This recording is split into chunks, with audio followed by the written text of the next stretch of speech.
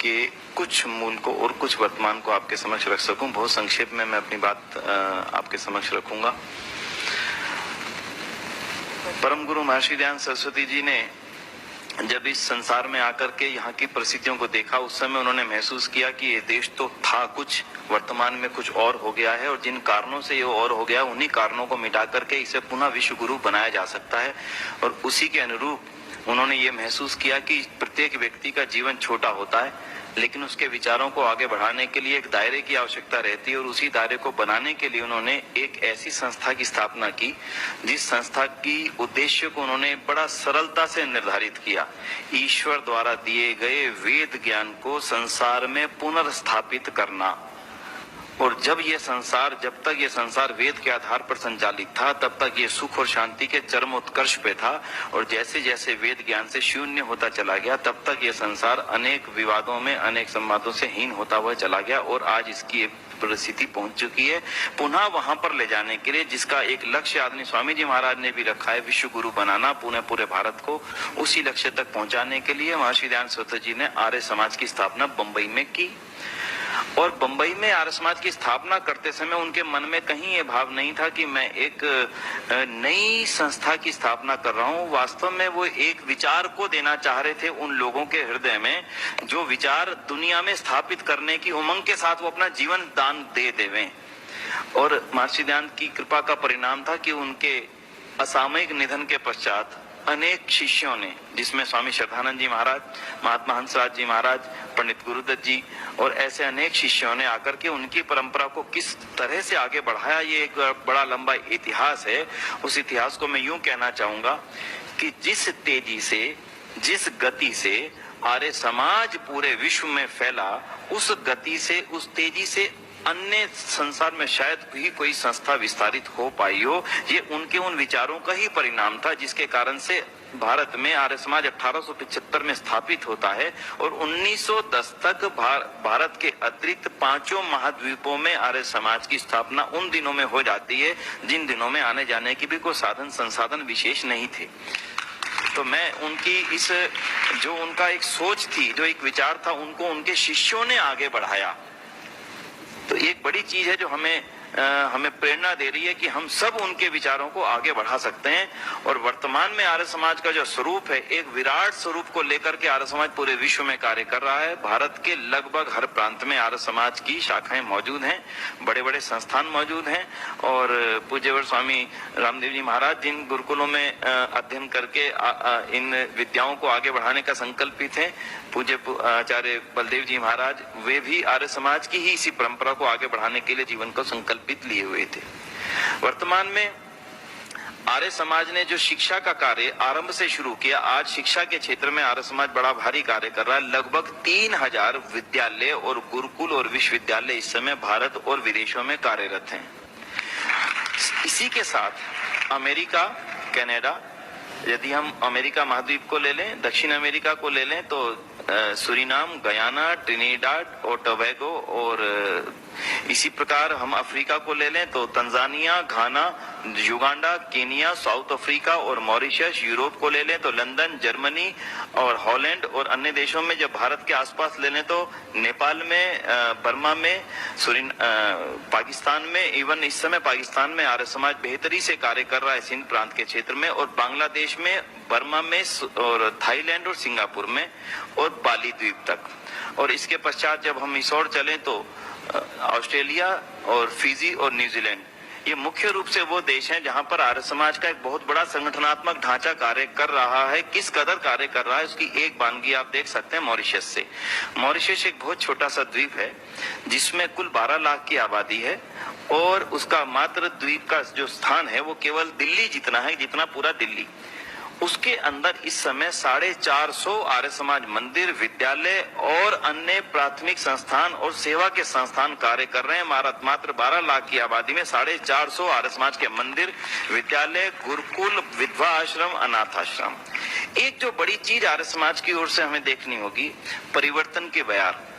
आर्य समाज ने हर उस विधा पर काम किया जिसकी आर्य समाज को जरूरत थी। जब शिक्षा की जरूरत थी तब शिक्षा पर, जब स्त्री शिक्षा की जरूरत थी तब स्त्री शिक्षा पर, जब दलितोद्धार की आवश्यकता थी तब दलितोद्धार पर, अंधविश्वास के निर्मूलन की आवश्यकता थी तब अंधविश्वास के निर्मूलन में आर्य समाज के एक एक व्यक्ति ने ऐसे ऐसे उदाहरण पेश किए जो अपने आप में आर्य समाज का ही नहीं, इस विश्व के इतिहास का अभिन्न भाग बने। आज इस समय डीएवी विद्यालयों की श्रृंखला आप सब परिचित हैं। डीएवी विद्यालयों के अतिरिक्त आर्य समाजों की जो विद्यालय की श्रृंखला केवल भारत में ही नहीं, सुरीनाम में, फिजी में और मॉरिशस में और अभी केनिया और युगांडा के अंदर भी बहुत विशाल विशाल स्कूल, विद्यालय, कन्या गुरुकुल उस समय खुले थे 1905 में, जब स्त्री शिक्षा का कोई भी पारावार नहीं था। आज भी वो वर्तमान में कार्य कर रहे हैं और भारत के प्रत्येक शहर में बड़े बड़े अनाथालयों की जो श्रृंखला शुरू की, इसी परंपरा को लेकर के कि हमारे ही बच्चों को विधर्मी लोग उन लेकर के अन्य मतावलंबियों में परिवर्तित कर दिया करते थे, उसी को महसूस करके आर्य समाज ने अनाथालयों की परंपरा का आरंभ किया और दुनिया का सबसे बड़ा अनाथालय भी आर्य समाज का ही है, जो साउथ अफ्रीका के डरबन शहर में है, जिसका एनुअल बजट मैं समझता हूँ भारत की छोटी राज्य सरकारों से बड़ा है, आर्यन बेनिवोलेंट होम। और दूसरा भारत का बड़ा अनाथालय दिल्ली में है, आर्यन अनाथालय, जिसको स्वामी श्रद्धानंद महाराज ने स्थापित किया था, जिसमें 1600 बेटे बेटियों का निशुल्क सारा जीवन तक उनका पूरा का पूरा भार आर्य समाज वहन करता है। इसी प्रकार से जनजातीय क्षेत्रों में जब हम आसाम, नागालैंड, मणिपुर, मिजोरम, अंडमान निकोबार और छत्तीसगढ़, असम आदि के जनजातीय क्षेत्रों की चर्चा करें तो जिन जनजातियों को हमने छोड़ दिया था किसी के हवाले कि जाएं जो चाहे करें, उन्हीं को वापस लाने का और इस वैदिक धर्म की परंपरा में सम्मिलित करने का जो काम महर्षि दयानंद ने हमें प्रेरणा दिया था, हम उसको भली भांति से करने का एक श्रम दयानंद सेवाश्रम संघ जो आर्य समाज की सेवा संस्थान है उसके माध्यम से कर रहे हैं। और युवा पीढ़ी में एक संस्कार देने का काम, युवा पीढ़ी में एक विचार देने का काम, जिसका हम इस समय एक अभाव सा महसूस करते हैं इस देश में, उसको देने का काम आर्य समाज का यूथ विंग, आर्य वीर दल और आर्य वीरांगना, जिसके ऊपर स्वामी रामदेव जी महाराज का बहुत बड़ा आशीर्वाद रहा है आरंभ से ही। ये बहुत बड़ा संगठन आर्य समाज का यूथ विंग जो है वो इस क्षेत्र में कार्य कर रहा है। इसके अतिरिक्त महिला आश्रम, विकलांग आश्रम और जो गुरुकुलों की परंपरा का आरंभ महर्षि दयानंद की प्रेरणा से स्वामी श्रद्धानंद जी महाराज ने किया था गुरुकुल कांगड़ी के रूप में, उस गुरुकुल की परंपरा को आदरणीय स्वामी जी महाराज जिस रूप में आज आगे बढ़ा रहे हैं, उस दृश्य को देख करके तो हम सभी अपने आप को एक गौरवान्वित महसूस कर रहे हैं और ऐसा महसूस अंदर से हो रहा है कि शायद वो युग अब बहुत दूर नहीं है जिसका हम आह्वान किया करते थे कि एक दिन आएगा गुरुकुल का ब्रह्मचारी हलचल मचा रहा है। वो युग अब बहुत ही निकट दिखने सा लग गया है जिस रूप में आज हम इस दृश्य को देख रहे हैं। हम तो आदरणीय स्वामी जी के पास उनको करबद्ध उनका निवेदन करने आए थे उनसे कि आर्य समाज का जो मैंने आपके सामने संगठन की एक रूपरेखा रखी, इस सारे संगठन के हजारों नहीं लाखों लोग, सारे लाखों परिवार आर्य समाज के दिल्ली में अंतर्राष्ट्रीय आर्य महासम्मेलन के रूप में एकत्र हो रहे हैं आगामी 25, 26, 27, 28 अक्टूबर को रोहिणी के एक बहुत बड़े 40 एकड़ के मैदान में। और उन सभी आर्यजनों को आप अपना आशीर्वाद दें, इस निवेदन के लिए हम सभी लोग स्वामी जी महाराज के चरणों में आए थे और हमें आज बड़ी प्रसन्नता हो रही है कि उन्होंने अपना आशीर्वाद देना उन सभी दुनिया से आए हुए आर्यजनों को स्वीकार किया है। मैं उनका आप सभी की ओर से और सारे दुनिया के आर्यजनों की ओर से बहुत बहुत आभार करता हूं। और मैं ये मानता हूं उनके प्रवचन का, उनके उद्बोधन का, उनके आशीर्वाद का, उनके मार्गदर्शन का एक एक शब्द और उस शब्द के अंदर निकला, उनके अंदर छिपा हुआ रहस्य आर्य समाज को भविष्य की चुनौतियों का सामना करने के लिए और अपनी जिम्मेदारियों को संसार के उत्थान के लिए पूरा करने में अद्भुत मार्गदर्शन का कार्य करेगा। इसलिए मैं उनका बहुत पुनः आभार करता हूं और आप सबसे भी स्वामी जी महाराज के माध्यम से अनुरोध करता हूं कि ऐसे सुअवसर पर आप सभी का आशीर्वाद इस पूरी दुनिया से आने वाले और भारत की गली गली से मौजूद रहने वाले सभी आर्यजनों को मिलेगा। ऐसा मैं स्वामी जी महाराज के चरणों में निवेदन करता हूं कि आप सभी को अपना